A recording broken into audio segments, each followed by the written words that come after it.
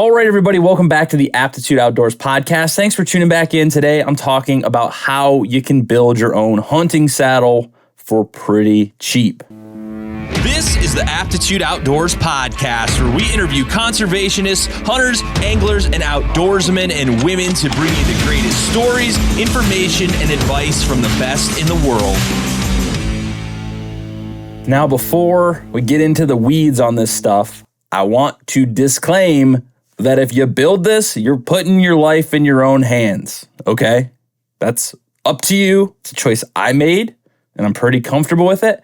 And this is also something that I did a ton of research on before I went and made it because A, I don't want to die, and B, I like saving money. And it's a little more cumbersome than a kit you'd buy from a name brand company. Sometimes we don't got that kind of money laying around. And I did go online and painstakingly research all of the ratings on these items that I'm about to suggest. Because again, I don't want to die. The harness, the Carabiners, and those two are like the two main things. And the ropes are rated for climbing. You can get cheaper stuff than this, but they don't have climbing ratings. There's some organization that actually rates weights and stuff for climbing equipment, and they have certifications that they have to get to be certified through these. And 100% the harness and the Carabiners I found had those ratings. So just keep that in mind. And there are some affiliate links in this down below if you want to buy them through Amazon, where I bought all this stuff. 99 billion trillion people in the world have Amazon nowadays, so I figure it's the easiest place. If you do buy something on there, I get a tiny little 10,000th of a percentage. So feel free or buy it wherever you want. I don't really care. So we'll start with the harness. The one I bought is called the Hand Ack Climbing Belt, and it's just a harness. Like you would step into it, cinch it down like any other like a rock climbing harness almost. Some weird brand I've never heard of, but they did have that actual certification from that climbing company. It's the only reason I bought it. It's relatively inexpensive. I've used it all hunting season last year. I was very comfortable in it. It was a little sketchy the first time I went up and used it because I'd never done a harness before. I tested it at low levels and sat and jumped and tried to break it as much as possible. Had no issues with it. And it's very comfortable. It wraps around your legs almost like wearing a diaper. And it has big metal sewn in places on the sides where you can hook the saddle, the rope that makes the saddle. And it just worked really well for me. I really enjoyed using it. It was very comfortable, like I said. And the best part is it's like $40 or something. The prices fluctuate all the time on there. So, it's going to be whatever it costs at the time you listen or watch this. But I will be using it again this year. Again, down the road, I probably will upgrade to a better, more comfortable harness when I have the money. But for something that I bought for $40 on Amazon, it lasts me all hunting season, no complaints, very affordable to get started, and it doesn't cut off circulation or anything. Kind of feels like you're sitting in a hammock up in a tree. So it's a good place to start. Again, test it thoroughly on your own before just going up in the tree. Figure out how all these ropes and stuff work before you get up in a tree. If you don't know what you're doing with the rigging and stuff, it's a little dangerous. Because if you unhook the wrong thing, you're going to fall 20 feet, which is not ideal, especially if you're out in the woods by yourself. So I'm going to stress safety this whole time. I always double check, triple check my ropes and stuff before I go up, but just keep that in mind. Also, the next thing I just had safety ropes that you would hang from in a traditional deer hunting stand. The ones, they're short, you wrap around the tree, there's a loop on the end, it comes through the loop around the tree, and it pulls it tight to the tree, so if you fall or your tree stand falls over something, it'll stop you there. So those are the ropes that I've been using, and they're rated for quite a bit of weight, so I don't have any problem with them. I have 3 of them. You technically only need 2. A lot of the climbing setups, the setups that you can buy commercially come with 2. I like to have 3, so there's always an attachment point on the tree.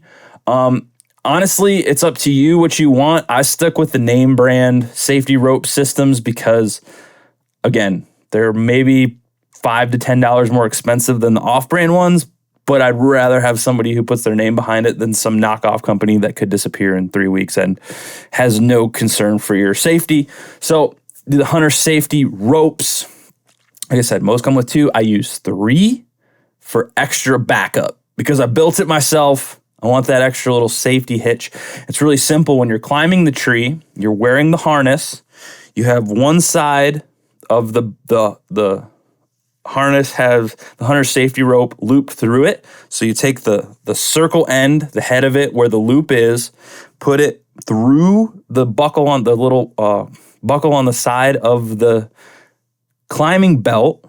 You stick the rope end back through it and pull it so it creates a loop that can't come off in your belt, and then it comes around the tree, and then you have a carabiner that's rated for weight, for carrying, climbing, whatever, clipping through the other side. So it's hooked to your belt, it goes around the tree, and then it's hooked into your belt again. So when you lean back, there's tension against you and the tree, and you essentially use that to climb up the tree. You take a step up your climbing stick, you pull that up, you release that tension, you hold onto the climbing stick, pull that up, lean back so it's snug, and then you take that next step up and you do that all the way up the tree.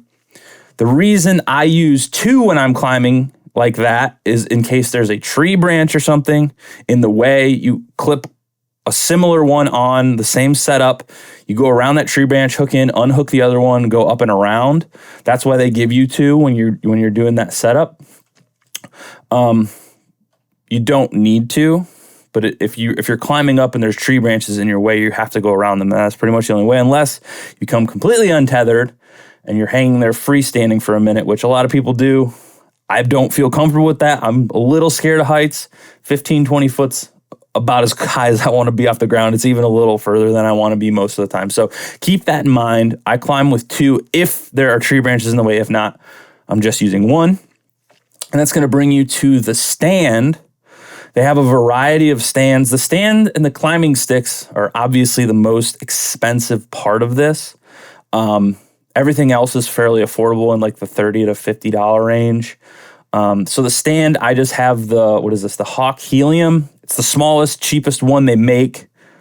I have really big feet, and a lot of people told me not to get the stand because it is a little wonky when you set it up on the tree. The way they built it's a little weird, but it is affordable. And even with my size 14 feet, and when I put the boots on, I mean, it's a lot of space taken up. Even on this little stand, I was comfortable all season because you're essentially just resting your feet on it. So I didn't really have a problem with that stand at all. I just really, really make sure I clinch down on it when I hook it to the tree. I'll even go up and stand on it to just wedge it in the tree before I fold it down and create that tension. It's not the most ideal. I'd like to get a better one, but if you're on a budget, it works. I still have it. I'm still going to use it this season to start out, eventually upgrade. It's in like the $60 to $70 range, which is pretty affordable. I had no complaints about that, considering the usual saddle setup itself is $300 for just the saddle, the ropes, and the carabiner stuff. That doesn't include climbing sticks most of the time. I think there are some kits that do, but most of the time you're not getting that stuff or the platform or anything. You're $300 out the gate. We're barely pushing $200 now with everything. So the stand, the Helium, Hawk Helium, Hammock Apex Full, aluminum, whatever. It works. That's all I can say about it. It works. It'll get the job done. It's not the best in the world. I would like to upgrade to a larger one, but we're talking $150, $200 upgrade. So keep that in mind. Also, carabiners. Cannot stress this enough. Don't use cheap, crappy carabiners. Get ones that are rated for climbing. I went with Black Diamond because they are a big name in climbing. They have the certifications. They're rated for your weight. They're rated to like so many kilonewtons, which can hold thousands of pounds. Hopefully not going to fail on you. A lot of this stuff, like the hunter safety ropes, will come with some carabiner, and yeah, it's probably fine, probably works. I use those carabiners to hang gear and stuff, but I would recommend a rated carabiner. Again, you're going to get 3 of them for probably $25-$30. A little expensive, but they're going to last forever. They screw shut, so they're not accidentally going to come open on you. Little things like that are going to pay off in the long run. And if you do upgrade to a new system down the road, you can still use these carabiners forever. I use them for a multitude of things, backpacking, hunting, everything, hanging stuff, hanging deer in the garage, just carrying, like wrenching on them. Perfect for all that stuff. Multi-use, they'll last forever. I have tons of them. The climbing sticks, again, I bought the $80 set from, Fin Feather Fur here in Ohio. It's just an outdoors Ohio outfitter. They work fine. They're a little heavy, a little bulky, a little big. I will upgrade this year to the lighter weight ones. I'm probably going to go with the Hawk Heliums because they're, again, the cheapest. You get a set of them for a 4-pack for like $100. Honestly, if I could do it all over again, I probably would have just started with those. But I wanted to go hunting and needed them now, so I just bought what I had available to me at the store. The lighter ones will make it a lot easier to carry. I'm walking maybe a quarter of a mile to where I hunt. Every time I hunt, it's across the cornfield. And it does get to be a pain in the butt taking those things down, the big bulky ones, or carrying them onto public land and doing in and outs in a day. It does get to be a huge pain in the butt, but still a lot less than like carrying a climbing stand or something. It's so much more compact, especially if you're moving around a lot. You want to be more comfortable. So you can get any climbing stick you want. It's just a matter of what you're willing to carry and how compact you want to be. Because the more compact you are with your climbing setup and your saddle setup, then the easier it is going to be for you to just get up in the tree fast, comfortable, ready to rock. And you still obviously have to carry your bow or your gun or whatever you're taking with you, your pack with your essentials in it, all that stuff. So keep that in mind. I'm trying to go light, fast. I travel a lot, so I'm trying to just keep it easy.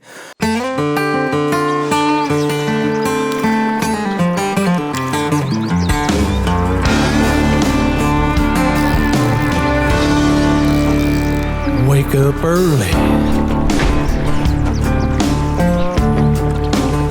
before the sun comes up. Then you drink a little coffee,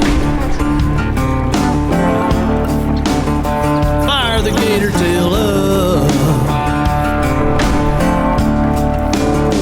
then you hit it on out where no man goes. So that's your essentials for setting up your own saddle setup. And then obviously you're gonna set up your first climbing stick. You're gonna get your harness on. You're gonna get your ropes ready to go. You're gonna climb a little bit. You're gonna set up your next climbing stick where you can reach it. You're gonna do the same process. You're gonna inch your way up the tree. Once you get to where you're gonna be, I like to put my saddle foot stand just a little cocked off from the ladder. So I can also use that ladder as the climbing stick as another area to rest my foot and swing around the tree. So I kind of have it like almost at a 90-degree angle, maybe a little less away from the sticks. So I can step on it easily. So you're going to get there. I like to set up my stand about a little below my head so I can easily wrap my hands around it because you're basically using a tension strap to lock it into the tree. I like to climb up a little higher, stand on the stand before like the top of it and wedge it down into the tree before I fold it down and create that full tension to make sure it's not going to wobble a lot. That's a risk that I take. You don't have to.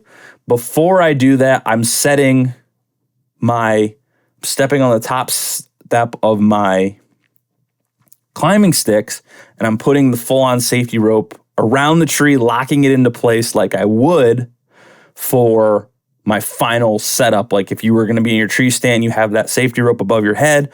That's how I'm going to set it up.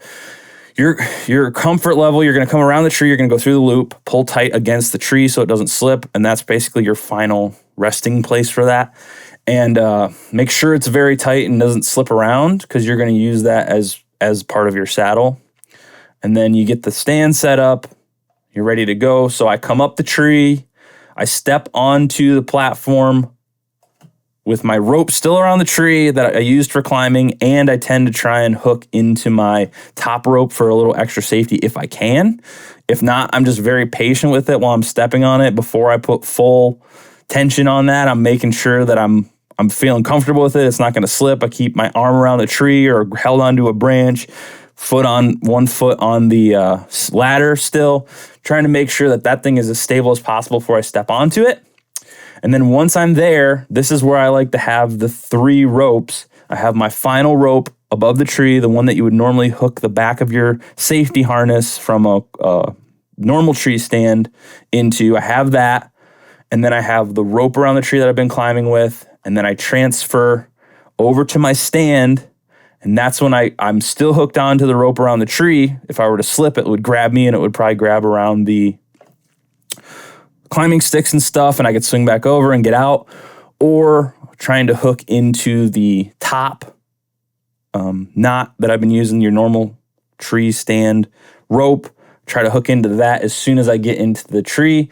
So I'm going to leave my rope around the tree, standing on my saddle stand, and then I'm going to take that 3rd rope, I'm going to put it through the sides like you would when you started climbing, put it through the loop, come around. Then I'm going to hook a carabiner through the loop of the sliding up and down sliding loop of that rope that's above my head. They usually have that, I forget the name of that knot. Usually has that knot in it that once you put tension on it, it grabs tight. I can't remember what it's called, but most of if you have hunted before and you've had those safety ropes, you know what I'm talking about. It wraps around 3 times each way, and there's a loop in the middle. Put a carabiner through that, and then I will put the rope coming out of I start on my left side of my saddle harness. I'll put it through that carabiner that's hooked to that grabbing knot on your safety harness, on your safety rope. Put through that carabiner that's hooked to that onto my right side, clip it into that other metal ring with a carabiner, lock that, and that is the V in front of you that you see in a lot of saddles when people are wearing them. It's hooked to that safety knot up top with a carabiner into that V that you can swing around the tree with very easily. So that is my final resting setup for the saddle. Then I will unhook the climbing rope that I was using to pull myself up the tree. I forget what they call it, like a arborist or whatever, climbing thing. Unhook it. So now it's just the top tension of that safety rope with that carabiner to that V-shaped ropes coming down through that, putting tensions on both sides of the harness. That's me. I'm locked in. I'm in my harness. I'm up there. I'm good to go. Perfect setup. If it makes you feel any better, or you're lazy and you don't want to undo all the stuff, I'll usually take the one I climbed with, the rope that went around the tree, and I will put it through that carabiner also and hook it into the right side as well, just so when I get ready to come down, it's already set up there. So it's almost like a double backup. And then you're hanging there, you can move around. Over time, you'll get more comfortable being in that tree with that thing, because it does feel really sketchy the first time you're up there, especially, building it yourself, putting that in your own hands. I've gotten it down to feeling pretty comfortable. I can get up and down pretty quick. It does get a little brutal when it's cold out and you're touching bare metal and carabiners and stuff with your bare hands and you can't feel them. It gets a little brutal up there, but I mean, that's no different than being in any other tree stand. But I feel comfortable. I've used it all season. I've tested it thoroughly in a lot of different places, feel totally comfortable with it. You have access pretty much 360 degrees around the tree. Some honorable mentions, things that are going to make your life a lot easier while you're up there, is Tethered makes a cool thing that I use also in a regular tree stand, is a piece of rope with a bunch of loops on it. It almost looks like if you've ever had a hammock and you've has those loops that wrap around the tree that you pull tight and you can clip the hammock to make it, longer or shorter between the two trees or whatever. Kind of looks like that. And it's got a buckle on it and a tensioner, and you wrap it around the tree. It's got a bunch of little loops, which I would recommend buying if you hunt at all in a tree stand. And there's plenty of little places to hook your bag, hook your bow, hook anything that you've brought with you. I like to hang up some, rattle stuff like those little shaker bags or whatever you got for imitating the deer fighting, calls, hand warmers, cameras, whatever you brought with you. I'll bring a couple of cheap extra carabiners, the non-weight bearing ones that everyone has laying around. They pretty much come with everything you buy anymore. I just clip those on the tree. I'll hook a bunch of stuff up there. My water bottle, my phone, I'll hook to like a little bungee cord, put it up there. All that stuff. Look like I got a little Christmas decorations hanging up around the tree. My backpack that I carried with me. All that stuff's up there. I'm easy access. It's right in front of my face. And it works out perfectly, and the teardown is super easy. You just do all that in reverse. So I definitely recommend the thing that goes around the tree or anything like that. They make knockoffs. It's not, your life isn't dependent on it, so you can skimp on that stuff. I don't remember it being very expensive. And they even have a tutorial if you're feeling feisty on their website. Tether does, of how to make your own. I don't know how to sew, so I'm not going to do that, but it's definitely an option. To make things more comfortable, I would also recommend getting something called a sit drag, pretty affordable on Amazon, and it just kind of goes under your butt when you're sitting up in the tree as almost like a little seat that you can swing on. Not 100% necessary, but it will add a little bit more comfort to it. It does make it a little weird sometimes because it like slips around. I kind of clip it to my harness, but another thing that you might want to take into consideration if you're going to be up there for a while. Hey, what's up everyone? James Appleton here, co-founder of Absolute Aid. Welcome to the Seek to Do More program. This program will help you help yourself by developing the daily habits that will elevate your entire life. Over the next 30 days, you'll complete the doers list every single day. And the doers list includes 1, do something physical. 2, follow and stick to your diet of choice. 3, read a real book. 4, further your education on purpose. 5, dedicate time to your spiritual life. And 6, dedicate time to your hobbies. So if you're ready to take a structured, proven approach to build the daily habits that will allow you to get the most out of yourself, your time, and your life every single day, the Seek to Do More program is your blueprint. So make a choice, commit to yourself, sign up below, and let's get started. And the other thing that I would highly recommend is some form of knee pads. You don't have to buy the $1 billion ones that they sell. I would recommend some that have a hard coating on the outside because you will get tired or you will get a little uncomfortable after a while being in that same legs fully extended position.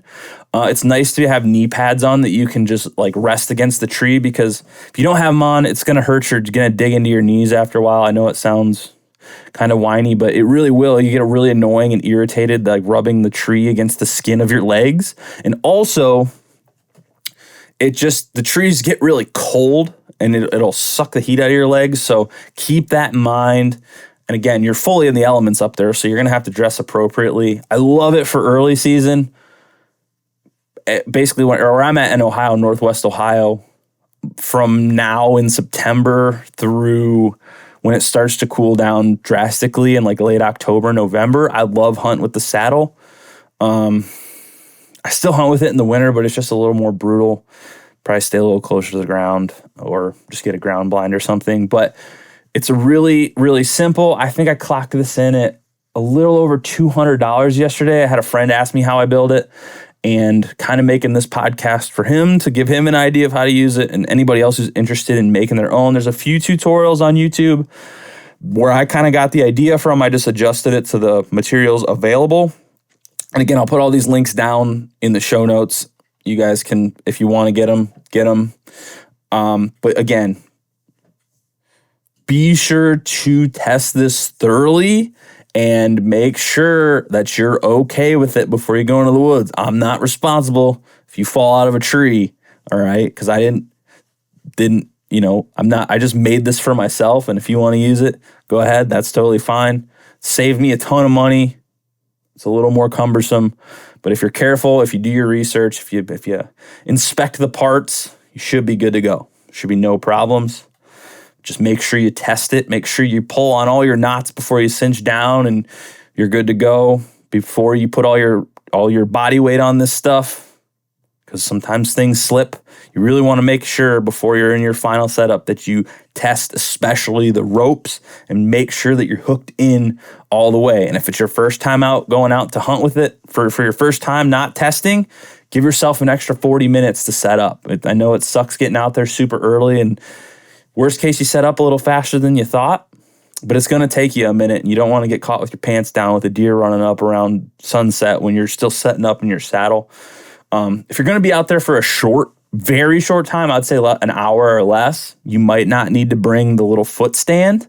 You can just use the ladder, but it does get really tiresome because you don't have that space to rest your feet. You're just kind of standing on the top of a ladder for an hour.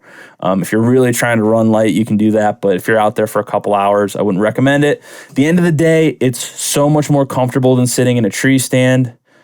Every time I'm in a tree stand, my ass goes numb. You can't shoot behind you. I've missed an opportunity on deer at least 4 times in the last couple of years because I couldn't turn around quietly enough to shoot the deer. And you just kind of look natural up in that tree. You're just kind of floating around like the branches. You can move a little more. You're up. You can go as high or as low as you want. And you just kind of feel like you're in a hammock up there, one of those porch swing hammocks or whatever you sit in. Very comfortable. I could sit up there for probably 6-7 hours, no problem. And yeah, enjoy it. Hunting season is here. It is time to get out there. I've been dragging my feet. I need to get my ass moving. I've been too obsessed with fly fishing, if you haven't noticed, which I'm sure you have. And here is how I built my own harness. Tested it for a full year before I decided to do an episode about this because I didn't want to put anybody in a bad spot if it didn't work out. So I like it. It's fun. It's affordable. $200+ for a full entire setup. So go check that out. Build it. If you had fun, if you had success, let me know. I'd love to see. I'm a big DIY guy. So if you've learned anything, let me know. You can reach out to me on Instagram, Facebook, whatever you got. I'm there. Appreciate you guys listening. And before we go this week, I have a new documentary coming out called Flying Upstream. It's my good friend Chester Moore and my good friend Seth Guy. We made it fly fishing in Oklahoma. You can see me catch my first ever fish on the fly like 7 months ago. It was an awesome time. It's kind of a story about normal dudes going fly fishing essentially against their will. Not really, but it's about fly fishing for normal dudes. Don't have to be a millionaire. Don't have to have $1,000 fly rod. Just getting out there, learning, having fun, which is, as you know, I'm all about. This is the first semi-pro documentary I'm putting out on Aptitude Outdoors, so it's going to be on my YouTube channel. It was made by Chester Moore, Seth Geib, and myself. Did it all ourselves, 100% self-funded. So if you guys want to watch that, I'd greatly appreciate it. I'll put a link to it here in the show notes as well. If you'd like to check it out, you can go find it directly. Or if you're watching it on YouTube, it's on this page. And I appreciate all of you guys sticking around, working on a lot more documentaries. I just got back from Colorado, so I had a bunch of stuff I filmed there. And I hope you guys enjoy what we got coming out here soon. Talk to you later. Hey, thanks for listening to the Aptitude Outdoors podcast. If you're getting anything out of this, if you're learning something, if it's helped you in any way, go down in the link below and buy me a coffee. Throw me $1, throw me $2. We greatly appreciate it. Just using it to keep this ship afloat. So thank you very much.